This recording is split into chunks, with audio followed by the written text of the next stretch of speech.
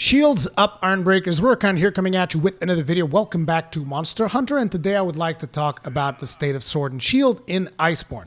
Now, very much like the Gunlance video that I put up recently in the channel, the purpose of this is for me to let you guys know how I feel about some of the changes to Sword and Shield, some of the things that I would potentially like to see in the weapon, and to get an idea on how you guys feel about the weapon, because I feel that as Monster Hunter players, a lot of times we're really attached to our main weapons, so it's very easy to see a couple of changes in the weapon and just go like, man, this change sucks, the weapon now sucks, and all of this stuff. And a lot of the times we end up being wrong in those assessments, because when you actually take a look at it from a broader picture, you're like, you know what, maybe this change is actually all right. Like, I remember that was definitely the case with the Gunlance. The first couple of times that I used Wormstake Blast, I was like, dude, this is trash. This is terrible. And then after using it a little bit more, I was like, wow, this is really trash. No, I'm kidding. After using it a little bit more, I was like, you know, there are situations where I could see this work, but I feel like it needs a little bit of tweaking here and there to make it really, really perfect without becoming overpowered. Because that is, at the end of the day, the dance that the Monster Hunter team is doing, is how to prevent weapons from flat out becoming broken to the point where everybody just plays that weapon. Like, a lot of people just kind of play longsword, if we're going to be completely honest. Although that is not entirely because of how powerful the weapon is. Even though it is really powerful, it's also because, you know, you can do some really anime shit with the longsword. But anyway, we are going to be talking about Sword and Shield. So the first thing that I would like to bring up is the Clutch Claw Uppercut. And the reason I want to bring that up is because I'm not entirely sure when we're supposed to use the Clutch Claw Uppercut, because it just doesn't really seem to make that much sense to me. I mean, you're talking about a move that if you're rolling into the monster in order to be able to clutch onto it, you're not really aiming, so to speak, because you can try to get a general idea of where you're going to land with a Clutch Claw Uppercut, but ultimately if the monster shifts direction midway through your roll, you're going to miss your mark.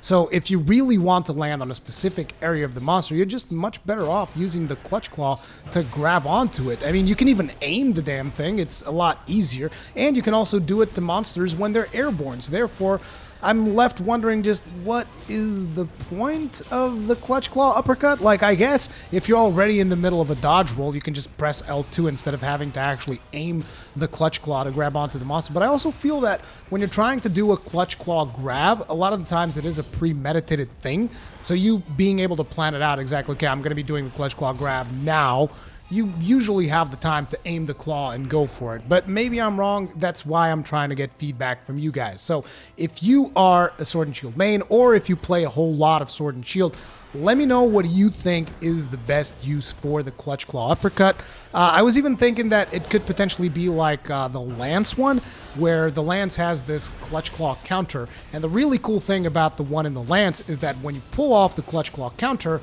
you actually get hyper armor for the first couple of frames as you are clutching onto the monster, which basically means if the monster doesn't attack, you take a little bit of damage, but you will be still clinging onto the monster. And I don't think that is the case with the Sword and Shield. At least I was playing with that earlier with the Nargacuga. It's not the footage that you guys are watching. I didn't actually record that because I was just like spamming Clutch Claw. It doesn't make any sense. But I was trying to test that out, and I don't think it works like the Lance. At least it seemed most of the times the Nargacuga was still able to knock me off, even if I had grabbed them through the Clutch Claw Uppercut. So again, I'm just left a little bit puzzled, like, why Clutch Claw Uppercut instead of just like aiming the thing and shooting it. The other thing is, man, I really would have liked to see oils. And I don't think I'm alone there. I think most of the community was just like, dude, oils for Sword and Shield.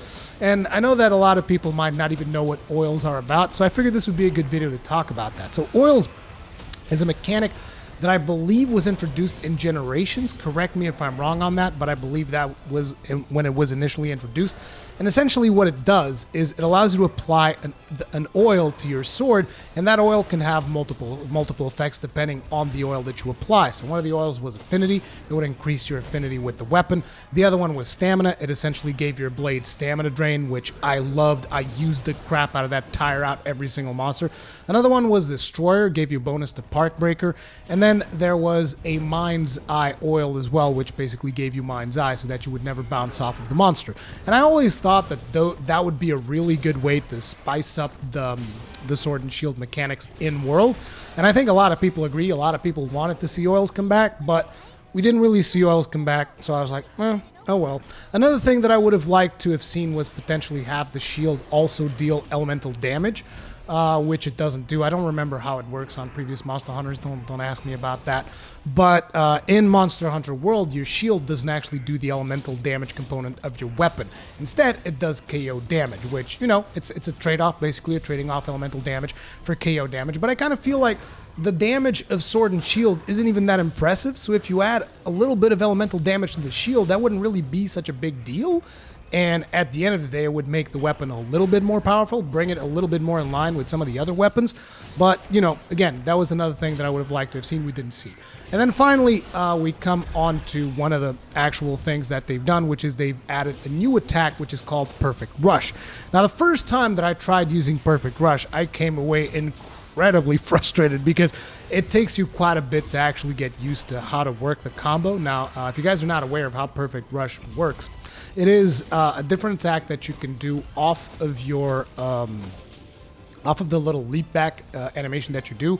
Right now, if you do the leap back animation and you charge it all the way, you're going to jump on top of the monster, and if you hit him, you're going to jump up, and then you get two choices. You can either do a slash down with your sword, or you can come down with the shield, and that particular attack does a significant amount of damage. It has a decent motion value, I believe, and that is probably why it deals so much damage. And that's actually one of the strategies used by a lot of speedrunners, I think. You just kind of like leap back, jump up, shield bash, leap back, jump up, shield bash. I personally don't like spamming that all that much. I like, you know, doing all the different moves, even though it's not the most optimal way to play. At the end of the day, I just try to have fun with it, right? But you know, those were the two options that we have with the leap back. Well, now you can actually cancel the leap back with a triangle attack or you know, just a regular attack depending on what controller you're using. And if you do that cancel, you're going to go into a different animation where your character jumps onto the monster, but he doesn't really do a leaping attack. It just kind of like closes the gap real quick, and he starts doing this flurry of attacks. Now, the thing about this flurry of attacks is that you don't want to be spamming the button, and I think that this might have actually been one of the first times that I've seen an attack in Monster Hunter that you actually need precise timing, almost like a quick time event level of timing. And the way it works is whenever you see your character put down his right arm, usually it is the shield arm, which is the right arm. Whenever he puts down that arm, that is the tell that he's about ready to start the first attack, and that's when you got to press the button. Usually your character will glow red right before you got to press the button, but it's very tight timing on it. So you really need to be paying attention. And in case you guys are wondering, well, what if the monster has like wings on top of me and stuff? There's now a new option in the game, which is the silhouette mode, which I actually suspect that one of the main reasons why silhouette mode is in the game right now is because of Perfect Rush, because you really do need to get like the exact timing to get that thing off.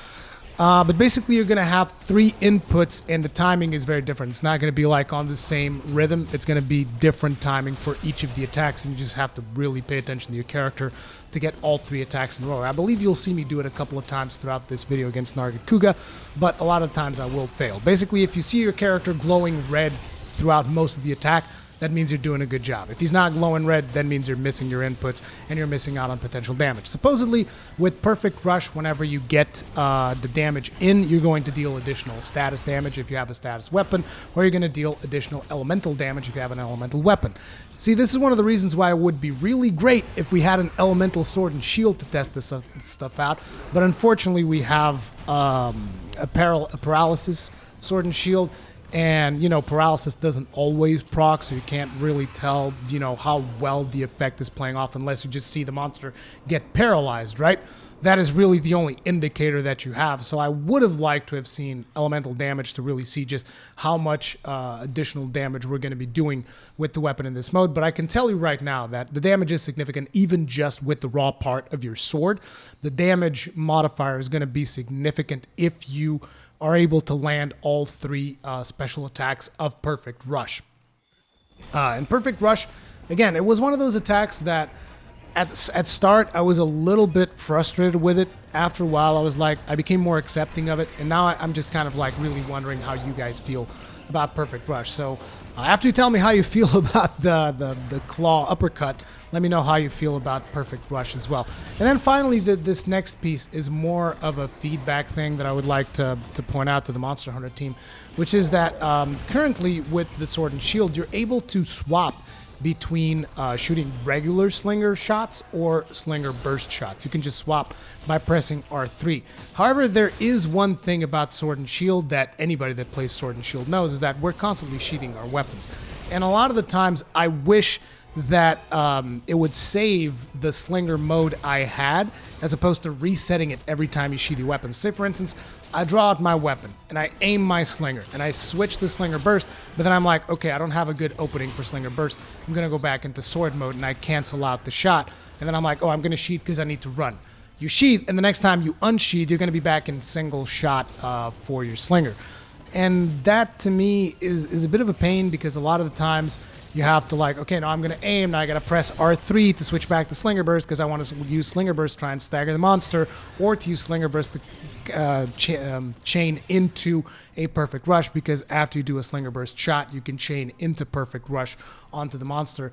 So it's just like, I wish you could save it. So the moment I swap into Slinger Burst, just let it be Slinger Burst. If I want to swap into single shot again, I'll do it myself. You don't have to constantly swap it into single shot. I feel like that would really help out with maintaining our flow of attacks with the Sword and Shield. Did I say long sword somewhere along there? I might have said. But it is important to maintain a certain flow with Sword and Shield. Otherwise, you end up, you know, just like, oh, damn, just press this button, smacked in the face.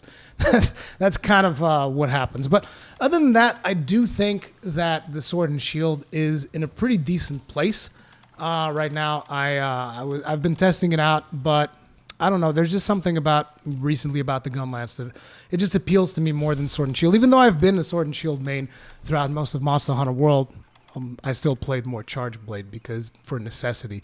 But yeah. What do you guys feel about the current state of Sword and Shield in Iceborne? Let me know. I already gave you guys my thoughts and opinions on pretty much all of the new attacks, all of the new stuff. And yeah, just let me know. Comment section down below if you guys enjoyed this video. Hit the like button if you guys are new here. If you guys enjoy my content, subscribe. Hit the bell notification icon so that you're actually notified whenever I put out a new video. Stay strong, and may your shields never break.